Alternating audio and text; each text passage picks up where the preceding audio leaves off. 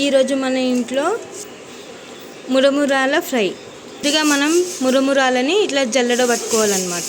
ఎందుకు జల్లెడ పట్టుకోవాలంటే అందులో ఏమైనా చెత్త ఉన్నా కింద డస్ట్ ఫామ్ అయిపోతుంది కదా, అది మొత్తం జల్లెడ పట్టడం వల్ల ఆ డస్ట్ మొత్తం వెళ్ళిపోతుంది అన్నమాట.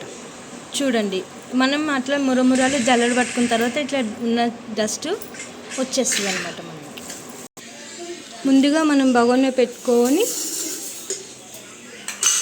ఆయిల్ పోసుకోవాలి.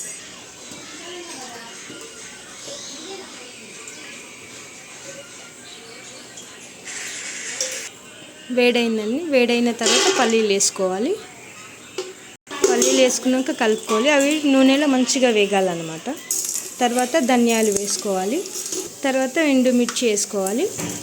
తర్వాత కొంచెం జీలకర్ర వేసుకోవాలి. ఇప్పుడు పచ్చిమిరపకాయలు వేసుకోవాలి. తర్వాత కరివేపాకు వేసుకోవాలి. ఇప్పుడు మిర్చీలు వేసుకున్నాం కదా, దాంట్లో కొంచెం ఉప్పు వేసుకోవాలి. తర్వాత పుట్నాల పప్పు వేసుకోవాలి. ఇవన్నీ మంచిగా నూనెలో వేయించుకోవాలి. ఇప్పుడు పసుపు వేసుకోవాలి.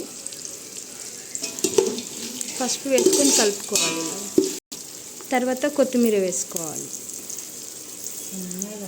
పోసు వేగింది, పేలాలు వేసుకోవాలి. మురమురాలు వేసుకొని మంచిగా కలుపుకోవాలి.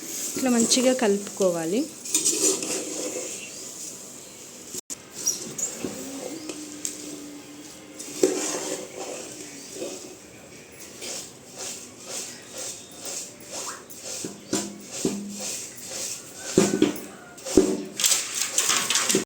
ఇట్లా వేసుకున్నాక కొంచెం వేడికి మురమురాలని వేగనివ్వాలి. అప్పుడు క్రిస్పీగా అవుతుంది అన్నమాట. ఇప్పుడు ఇవి వేగినాయండి, మనం స్టవ్ ఆఫ్ చేసుకోవాలి. స్టవ్ ఆఫ్ చేసుకున్నాక ఇంకోసారి మళ్ళీ కలుపుకోవాలి.